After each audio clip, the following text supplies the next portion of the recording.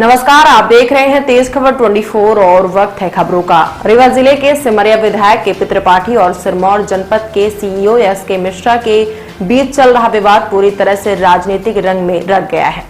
आज एक बार फिर आम आदमी पार्टी द्वारा पुलिस अधीक्षक रीवा नवदीन भसीन को एक ज्ञापन सौंपकर सिमरिया विधायक केपी त्रिपाठी के ऊपर आपराधिक मामला दर्ज किए जाने को लेकर मांग की गई है।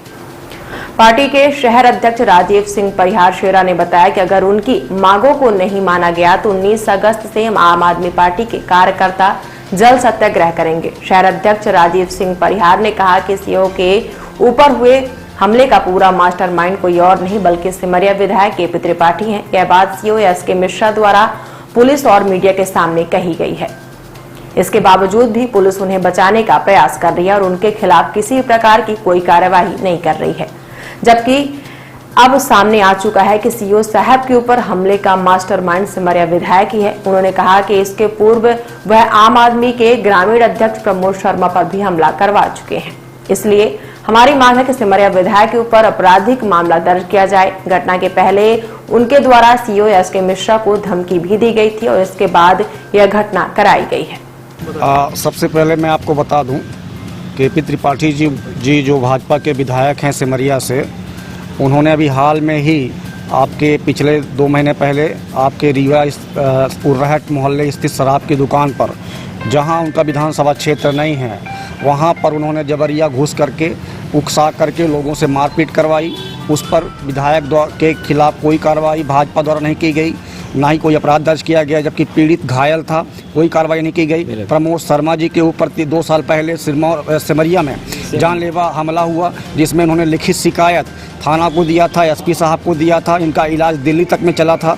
उस पर सिरमौर के विधायक के खिलाफ कोई कार्रवाई पार्टी द्वारा नहीं की गई, पुलिस द्वारा नहीं की गई।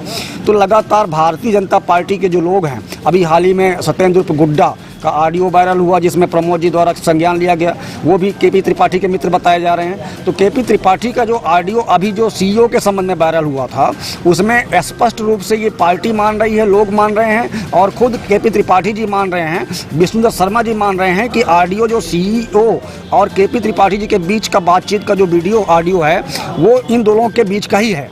अलग कोई वीडियो में टेम्परिंग नहीं की गई है, ऑडियो में टेम्परिंग नहीं की गई है। तो ऑडियो है क्या? ऑडियो में केपी त्रिपाठी जी धमका रहे हैं, और धमका किस ले रहे हैं? उन्हीं लोगों के पक्ष में जो लोग इस केस के मुलजिम बनाए गए हैं। विवेक के पक्ष में धमका रहे हैं सीईओ को, आपका बनकुइया मंडल के पक्ष में धमका रहे हैं सीईओ को, जो इस केस में मुलजिम बनाए गए हैं। सीईओ साहब ने स्पष्ट रूप से 3 लोगों का नाम बताया है कि ये लोगों को मैं जानता पहचानता हूं, और 15-20 लोग और थे जिनको मैं चेहरे से जानता हूं लेकिन नाम से नहीं पहचानता। उन लोगों ने मारपीट की। और मारपीट कब हुई? मारपीट जब सीईओ साहब के और उनके विधायक जी के बातचीत हुई, और विधायक जी ने सीधे तौर पर बातचीत में ये कहा है, ऑडियो में पत्रकार महोदय भी सुने होंगे, आम जनता भी सुनी होगी, कि उन्होंने स्पष्ट रूप से कहा कि मैं तुम्हारा ट्रांसफ़र नहीं कराऊंगा, तुम खुद अपना ट्रांसफ़र कराने के लिए मजबूर हो जाओगे, मैं तुम्हारे साथ ऐसा बर्ताव करूंगा। तो जहां पर धमकी खुले तौर पर दी जा रही है कि तुम मजबूर हो जाओगे, तुमको मैं सीधे तौर पर टारगेट करूंगा, और टारगेट करने की धमकी देने के पश्चात उन्हीं के आदमी जिनके खिलाफ सीईओ साहब ने रिपोर्ट की है, पूर्वक पफाल के पास जाकर जानलेवा हमला करते हैं, उनके ऊपर खतरनाक रूप से मारपीट करते हैं, और उनकी रिपोर्ट सिमरिया थाने में लिखी नहीं जा रही है। भाजपा का प्रशासन जो है, एक प्रशासनिक अधिकारी के खिलाफ मारपीट होती है, और भाजपा का प्रशासन होने के बावजूद यहाँ पर भाजपा के विधायक के खिलाफ कोई कार्रवाई नहीं होती। सीओ साहब अपने मरणासन कथन में जो प्रमोद शर्मा जी ने रिकॉर्ड किया हुआ है, उसमें उन्होंने स्पष्ट तौर पर कहा है कि ये मेरे खिलाफ जो हमला हुआ है वो सिमरिया के विधायक केपी त्रिपाठी जी द्वारा कराया गया है।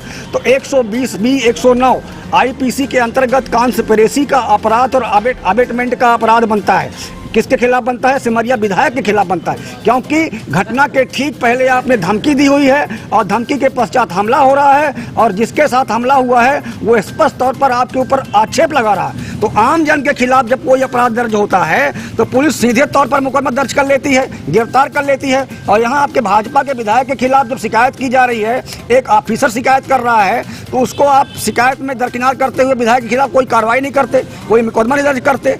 आप उनके गुर्गों को गिरफ्तार करते हैं, लेकिन आप मेन विधायक जिसके खिलाफ आक्षेप है उसका खिलाफ कोई कार्रवाई करने से चूक रहे हैं। एसपी साहब के खिलाफ भी शिकायत, एसपी साहब से भी शिकायत की गई है, आपके कलेक्टर साहब से भी शिकायत की गई है, और फोन से भी कई बार बात की गई है। प्रमोद शर्मा जी खुद सिरमौर गए थे, उनको सिरमौर से शिफ्ट करने में उनका महत्वपूर्ण भूमिका रही है कि वो रीवा ले आए, क्योंकि गंभीर चोट थी। उनको सिरमौर में साधारण इलाज करा के छुट्टी दिलाने के मूड में थे ये प्रशासनिक अधिकारी भाजपा के दबाव में, कि केपी त्रिपाठी के खिलाफ कोई खतरनाक मुकदमा ना बनने पाए, केपी त्रिपाठी के गुर्गों के खिलाफ कोई खतरनाक मुकदमा ना बनने पाए, तो साधारण इलाज करके उनको छुट्टी दिलाने के मूड में थे। सिमरिया थाना का क्षेत्र आता है, सिमरिया थाने में मुकदमा दर्ज होना चाहिए, स्वयं संज्ञान लेना चाहिए सिमरिया थाना प्रभारी को। सिरमौर में मुकदमा दर्ज होता है और उसके बाद आज तक 3 दिन हो रहे हैं उनके खिलाफ, सिमरिया विधायक के खिलाफ कोई कॉन्स्पिरेसी का मुकदमा, अबेटमेंट का मुकदमा दर्ज नहीं होता।